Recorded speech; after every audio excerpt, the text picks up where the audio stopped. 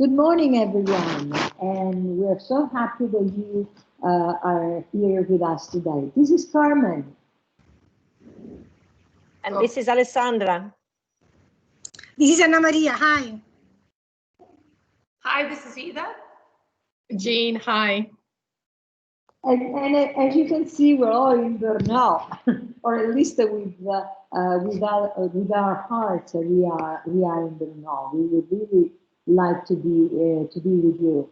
And today we are going to talk about European University Language Center websites. We will consider websites, and we will talk about this project.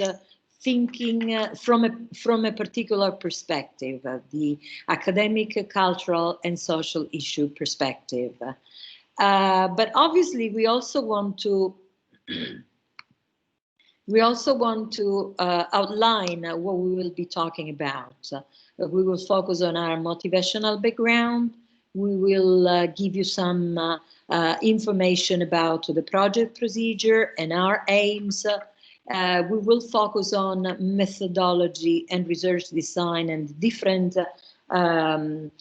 phases that we want to consider. We will also touch on expected results. And finally, there will be a special proposal and invitation for you. But obviously, we are in Brno, but at the same time, we want to show you we are virtually in Brno. But we want to show you where we are from. Southern Europe, Southern Italy, this land totally surrounded by so many different seas and full with beautiful beaches. As you can see, we have seaside landscapes, but also so much history in our region. And our campus, so the University of Calabria. Unfortunately, this is the image that we have these days, and not so many students around because, as you can imagine, obviously, springtime in our campus and nighttime when. The campus still continues, as you can see from the lights, to work despite nighttime. University Language Center, this is where 4 of us work. Some of us may have been here already in 2016 when we organized the International CercleS Conference. But Alessandra lives in another wonderful place, Roma Capitale. I'm sure that you are all familiar with this outstanding picture. This is the university where Alessandra works at the Foro Italico. This is her with her team, and in a picture of the classes and interiors of the language center. Motivational background. Anna Maria will give you some insights on background to our research project. Thank you, Carmen. In higher education, websites can be considered the identity card of institution in the sense they reflect the way higher academic institutions interact with the public. And in addition, they transfer concepts and ideas to their potential users, for example, students, instructors, academics, citizens, immigrants. We believe that exploring language use on websites may provide insights for the understanding and promotion of multilingual and multicultural principles. For instance, promotion of social inclusion especially for incoming students by motivating and attracting them, development of more mature, more open-minded more curious individuals with respect to languages and cultures, and encouragement for academic and territorial communities to be more aware of linguistic, cultural, and intercultural communication issues through specific programs and activities. We suggest these potential projects may be developed in the following way, by following these steps. Firstly, a theoretical and methodological framework will be delineated, and in this phase, possible empirical gaps related to the analysis of EULC websites identified. Secondly, we will focus on the approach and on the methods to be adopted. In particular, verbal and non-verbal communicative and persuasive strategies will be analyzed. And thirdly, is what analysis may be identified and final considerations discussed. We believe that to encourage exploring language use on websites may encourage language professionals to reflect on and investigate the pluralism of communicative practices which take place on institutional and EULC websites, and consequently, these will equip learners and users with skills, attitudes, and knowledge for successful intercultural communication. And now my colleague Alessandra will focus on the methodology. Yes, so I'm going to talk about the first phase, which is devoted to textual and multimodal analysis, while after me, Jean is going to talk to phase 2. The first phase is subdivided into two main parts, let's say. So the first part is corpus analysis of EULC websites. They will be analyzed according to their textual visual elements, and the following types of pages will be selected for their textual content. So we're going to investigate home pages, about pages, mission statement and objective pages, autonomous language learning sections, events, project, research, training activities that you can read in the slide. We are aware that websites may feature different types of structures, so a comparison to match similar sections will be necessary at this very first stage, and then different types of web pages or sections may be taken into consideration depending on such preliminary work. Therefore, a textual corpus of textual files will be built, collected, and organized in order to compare and analyze differences in content among the different websites. The textual analysis will firstly focus to establish whether topics such as multilingualism, multiculturalism, language policies, autonomous learning, and language awareness, creativity, social inclusion, I mean the topics that Ida has just mentioned before, as well as the related uses of language are explicitly addressed. To do so, we're gonna use probably wordsmith tools, or even more effectively, AntConc or NVivo. Now, moving on to the second part of the analysis, we will investigate how multimodality is also used to promote multilingualism, multiculturalism, and to overcome language barriers through the use of nonverbal communication. So to do so, the genre multimodality model, so-called GEM from Bateman, will be adopted to develop a corpus-based approach to multimodal documents, as you can read in Bateman's quotation here in this slide.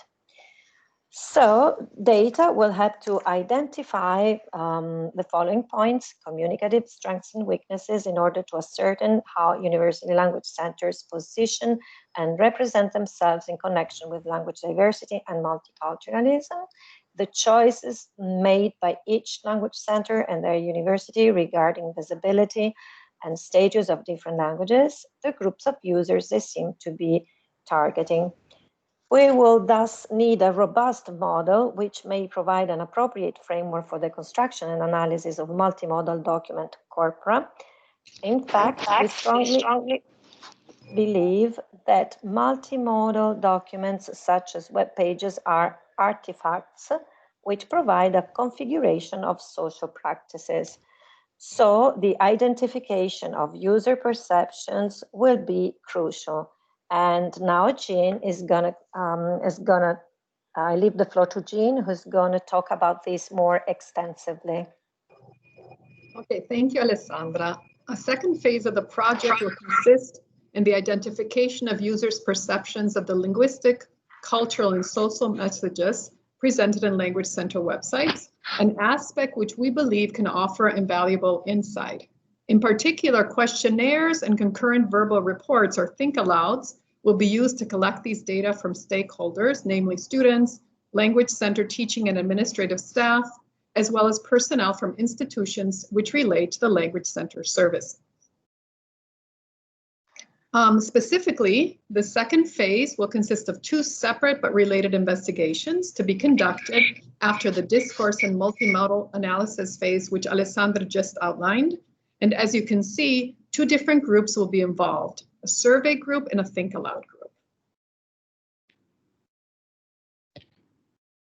So first of all, a survey and users' evaluation of the content of the websites will be conducted to collect information from different groups of users throughout Europe. After visiting a sample of websites, participants will be invited to complete an online questionnaire. And this questionnaire will include items related to both the content and language used in the websites, and will be designed to investigate the user's perception and attitude towards the concepts used to promote linguistic, social, and cultural growth, and related language used for this purpose. The data will be analyzed quantitatively and qualitatively, and the responses will also be compared to the website analysis results from phase 1. In step 2 of this phase, a smaller scale investigation will be conducted to tap into the participants' thought processes when reading material provided in the websites, and data will be collected through think-alouds. In particular, after an introductory session, participants will take part in 2 think aloud sessions, during which they will be asked to verbalize their thoughts while evaluating the Language Center websites, and then while reading extracts from the corpus analyzed in phase 1 of the project. In the first think aloud session, we will ask them to look at the different sections of the websites while verbalizing all of their thoughts. They will be instructed to skim through all of the sections and then focus more specifically on the sections which they find particularly interesting.